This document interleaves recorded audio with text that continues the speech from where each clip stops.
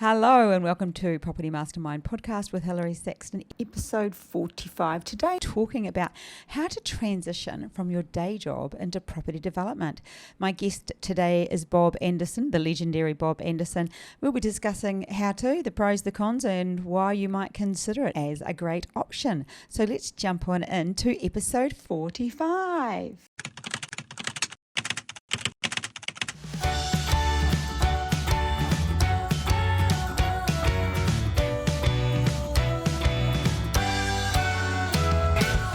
Hey, and welcome to episode 45. As I said, how to transition job into property development. Before we get started, yes, giving away a copy of Property Millionaires Exposed. For anybody who has commented on our YouTube or on our Apple podcast, giving us a great review, we go in the draw. You will go in the draw to win a copy of this book. And this week, this book goes out to somebody who I am really excited to give the book to. Me? Bob, you wrote a chapter in it, so it's not you. Okay. No, it's not you. This week it goes out to Kerry Andersen. Kerry Andersen, you'll be getting a copy of this in the mail. How exciting. Anyway, let's get started on, Bob, how to transition from your day job into property development. And I think you are the perfect person to ask this, because not only have you done it yourself, you have educated thousands of people and you have helped people to do that exact journey, not just through your education and you know they've gone on to do this, but the people you've mentored as well that have actually gone to do that during the mentoring process. So you are a wealth of knowledge in this area, and I know there's a lot of people that will be listening to this that will be quite interested. So Bob, why would somebody want to make their transition from a day job into property development? Well, the question is, why wouldn't you? Seriously. I guess different reasons for different people. You know, we talk about the why sometimes, you know, and it needs to be a strong why when you do anything, but it can be money, obviously. I mean, you know, you wouldn't do it if you're going to make less money out of property development than your job, probably. But you know, when you do property development and you do it well, you make a lot of money, and there's not a lot of hours in property development because we manage people. You know, you hear me say property development is about managing people and managing a process. So it's a management role, coordinating. And so we don't do huge amounts of hours. We coordinate people who do the hours. And so, yeah, you can make a lot of money in a relatively short amount of weekly work, you might say, you know, hours per week. And that'd be a reason, probably a pretty strong reason why you'd want to do it. Yeah. Not everyone does, I guess. No, not everybody wants to do both or to transition fully over. Some people just want that cash flow injection. And I think that those that do want to are often like wanting to, there's a reason behind it. Like perhaps they are working in FIFO and they want to spend more time with their family, or they've got, even just somebody recently actually joined the mentoring program. He works a night shift job and he does not want to do that anymore. So his wife actually joined and said, "You're coming too." I don't know if he was in on that, but anyway, gotta love her. That's it. Well, look, gotta love Terry Ann. Yeah, that's a strong reason too. Yep. And you mentioned fly in, fly out, FIFO. We've had a number of people go through our program for that very reason, because they're often away from their family. You know, it can be a bit lonely up in the mines.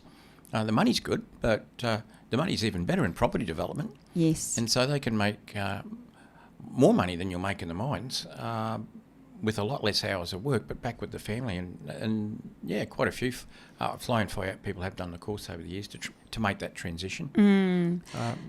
You meet the odd person that just wants to do a property development on the side, doesn't really want to give up their day job. And you'd know that. I mean, we've had, as an example, doctors. Yes. We've had doctors do our program who love property. Doctors seem to love real estate for some reason, but you know, they want to do some projects. Not that they don't want to keep being a doctor, but they just, I don't know.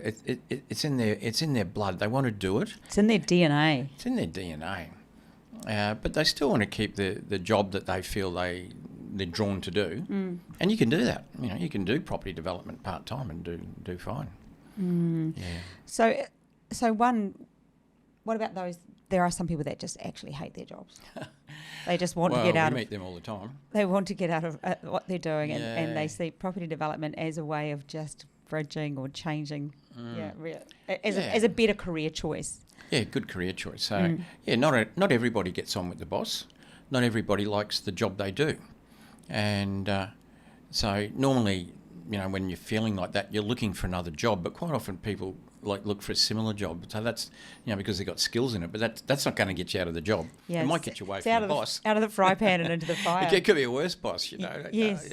So I guess, and they look at businesses, they probably look at franchises and, what can I do if I leave? Can I buy, some sort of franchise? Not everybody's cut out to own a business though. And I really do think that a lot of people don't understand running a business. We talked about that last week. People just don't really understand what it takes to run a business. Yeah. If you've had no experience and you've always been an employee, whereas probably, even though property development is a business, it's not a difficult business to run.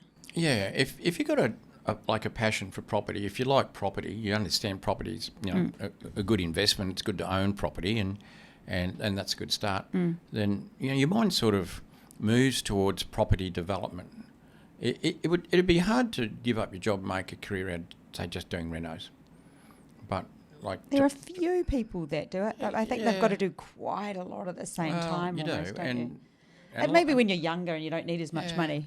Yeah, and a lot of them made money when the market went up, not necessarily out of the reno, but property development is something you can do. I mean, you make a lot of money, and you can quickly replace your income, or a lot more than your income, really, with a lot less hours.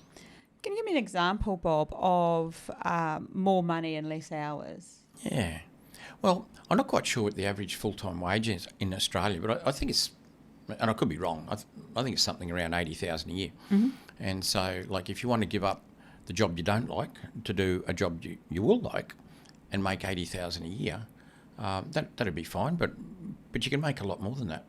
And so, let's look at a duplex. Now, in the capital cities, better duplexes, Sydney, Melbourne, and some of the more expensive ones in Brisbane, they might sell for $1.5 million. Let's say you do a duplex and they sell for $1.5 million each.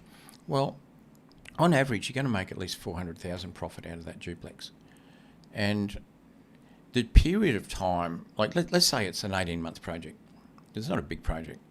Let's say it's an 18-month project and you make $400,000. But what you've got to remember, it's not a 40-hour-a-week job. No.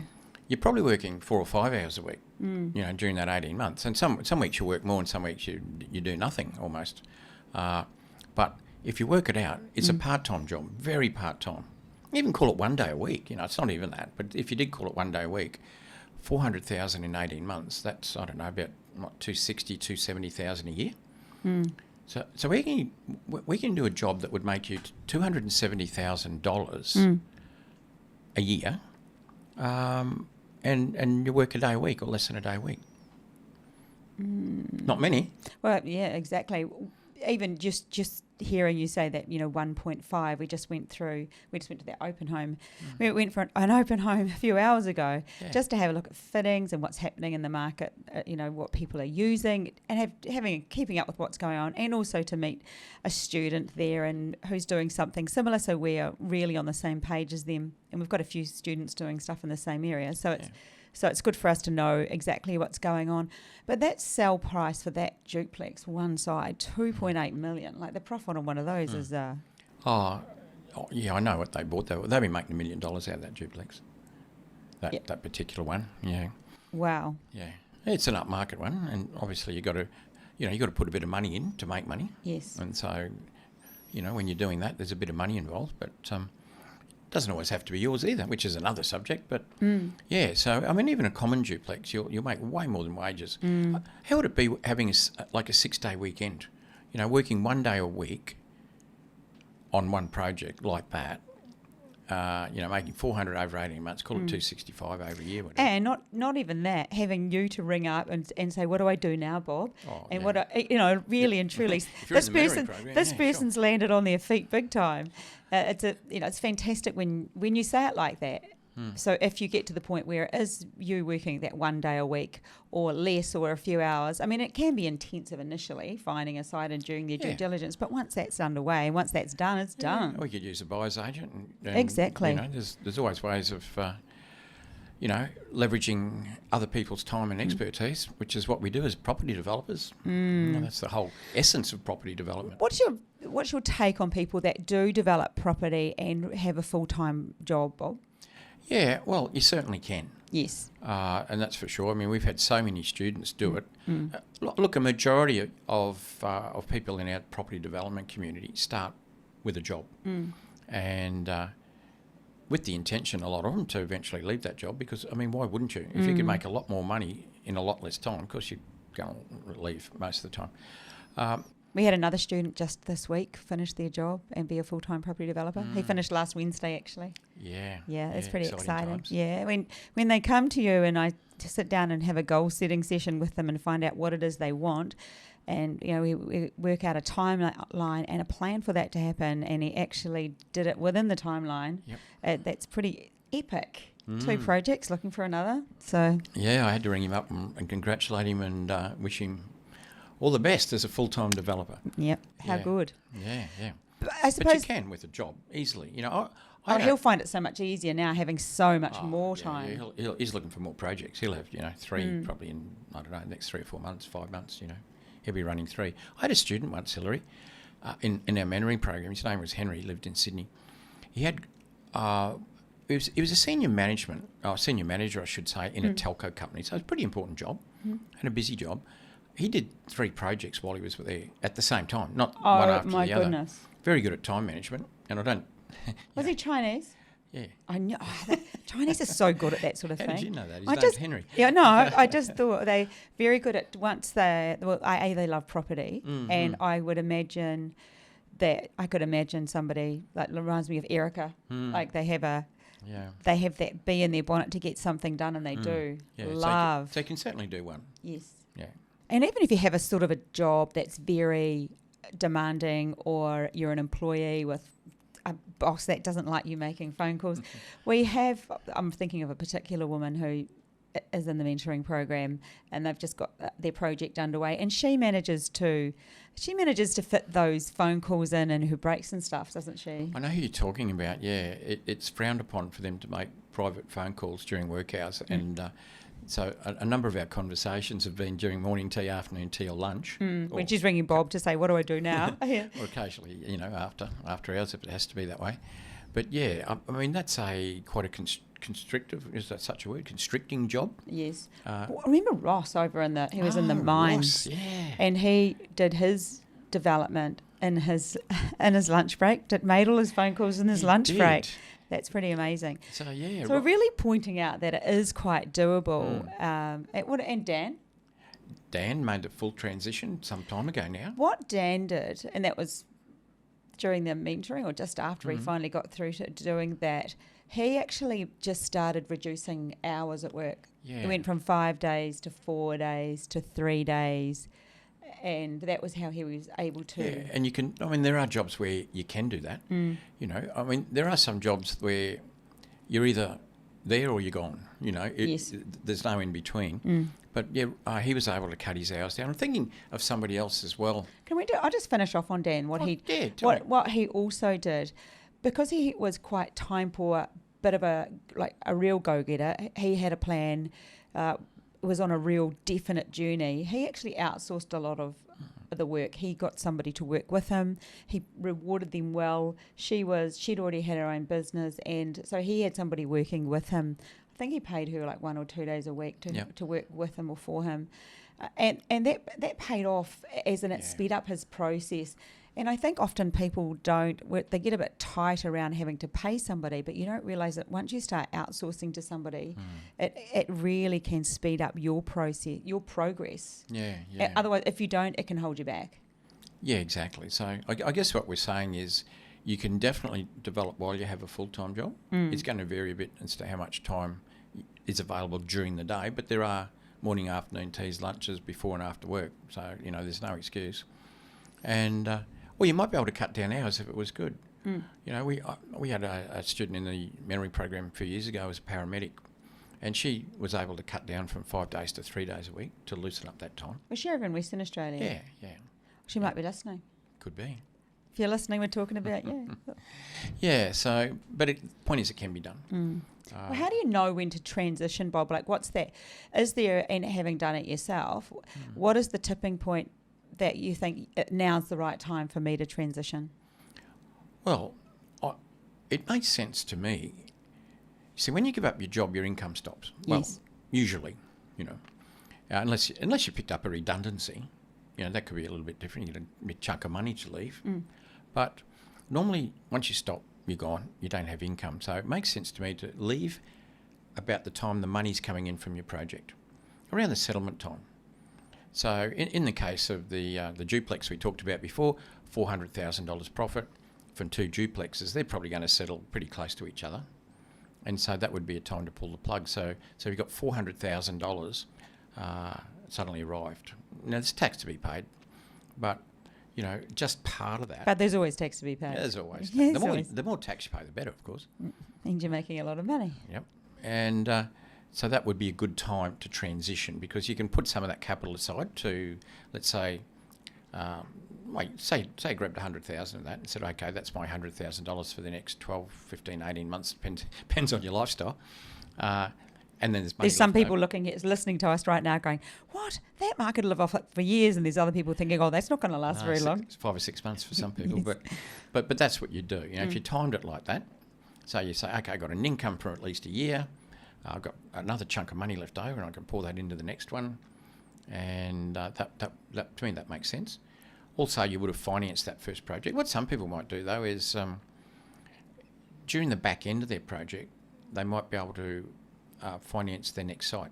Not the whole development necessarily, but buying the site. Well, they've still got a job because they've got serviceability.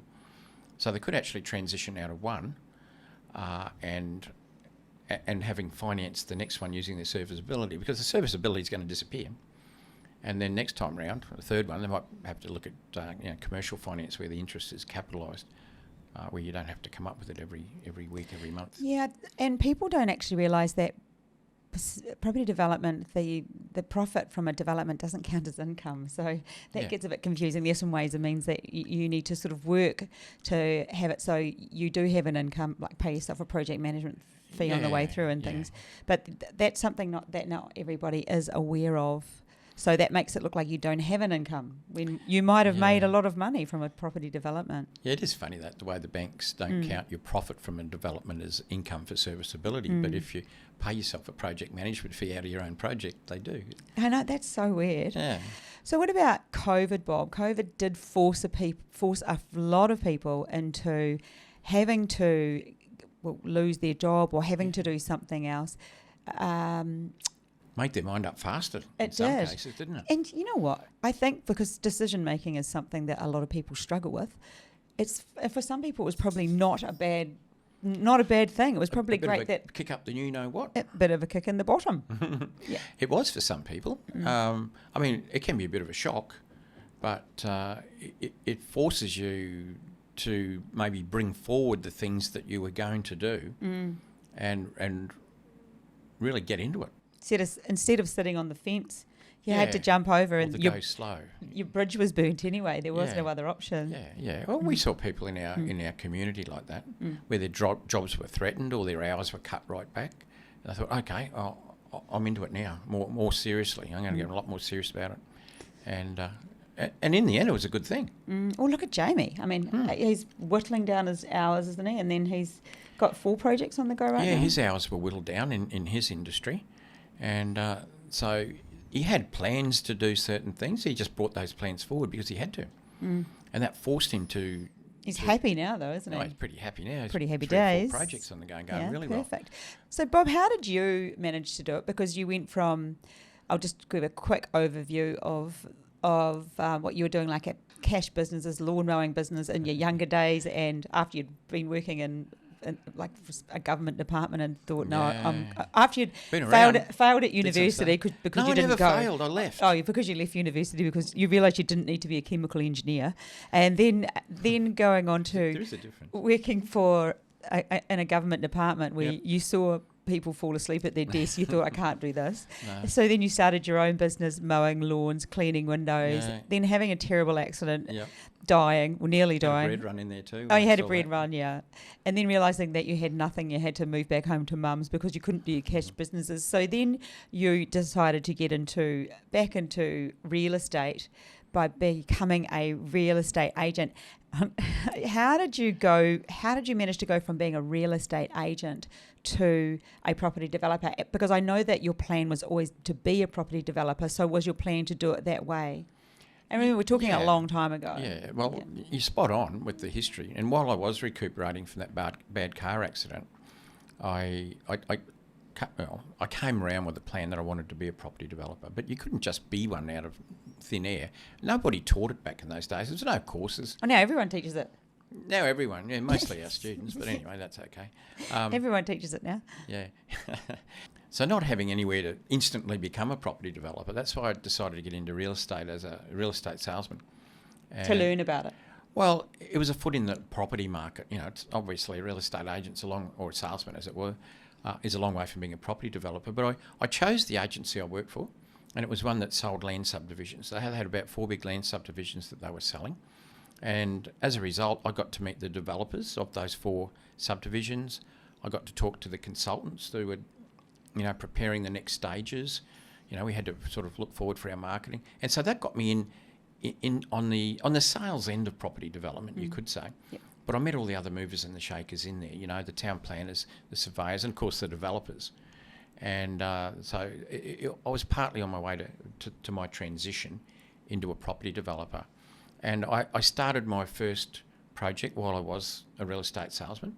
So I was making reasonably good money as a real estate salesman, but it wasn't the end game for me. And I did two projects while I was still there. And at working at the same time. Yeah. Yes. And then I left. So they were very close together, those two. I was sort of starting the second one as I was finishing the first one. And I had no money in either of those. I used some creative strategies on those two to do deals. But that's how I made my transition from the property industry, the sales end of development, you might say, to the front end of development. And my first project was a 4-lot subdivision. It was a joint venture with a landowner. Yeah, Wasn't it double strategy? Well, vendor finance deal probably. Vendor finance. If you really analysed it. Yep. And the second one That's was a joint venture with a money partner. Money partner. My sister's boyfriend Keith. So I did both of those. Keith still around? I don't know. I lost touch with Keith. Keith probably 30 something years ago, but so that got me going. It got me established. I had some money because I was earning an income as a salesman as I got a couple of chunks of money out of those projects. I think that's great proof, Bob, that it is very possible to you've done it yourself as well as like you're even doing it now. We run Property Mastermind, educate people in building a retirement village. Yeah. So there you go. In my spare time. Yeah. Yeah, and you're involved in a few yourself. So, we... In my spare time. In your spare time. So we keep developing and we keep teaching. And we're pretty happy when people make that transition. Yeah, so it's pretty especially if exciting for they us. want to. Not everyone wants to, but when people want to, which I think more people do want to than not, actually. Would that be your... Oh, I think so, yeah, for sure. I mean, how could you not really, when you think about it and when you get down to it? You can make so much more money than you would have in your day job, unless you're like a brain surgeon or something. But if you talk about average wages, I mean, you make way more than you ever would in a normal job for way less time. I mean, why would you not want to do it? Exactly. Good point. Well, I think we've covered enough there, and I think we've given some insight as to how many people. I think we've probably proved that more people have than you'd realise. That like we could go through masses of lists of people that have done it. So if you are interested in giving up your day job and perhaps property developing, head on over to our website and download the free video series. Yeah, that's a good start. The free video series where we run through all the processes of doing a development. Give you a really good feel for it, what you might want to get involved in. And we've got a few events coming up actually on the 7th of May. We've got in Brisbane, we've got a property event, and Bob will be running through a joint venture with a landowner, or just joint venture? I think joint ventures in general. particularly using investors' funds, because that's how a lot of people got started. That's how I got started. So that was the beginning of my $1.3 billion in developments. Was just those little creative strategies. So we're going to talk about joint ventures. We will break that down, and it's a $29 event, so come along. And we're not going to be selling anything off there. There's no pitch there. It's a property event. You can network. We'll have a drink with you afterwards. We love hanging out with people who are interested in property, socialising with other like-minded people that love property development. Yes, there'll be a link below anyway if you'd like to join that. But that's May 7th in Brisbane, and also on the 14th we've got our 4-hour free masterclass, which has launched many a property developer. So that's really free. We do talk about our courses, but you do get good content as well. So if you just want to come along for the content, come along for that.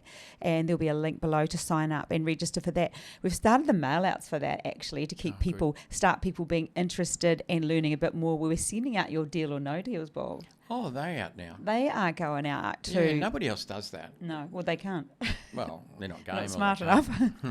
Yeah, so it's that's great where we find a deal and analyse it, pull it apart, and make a call on it. Yeah. Whether to do it or not to do it, or run the other way. Yes, they're really cool. So look out for those. But we would love to see you at one of our events. Please remember to Sure would.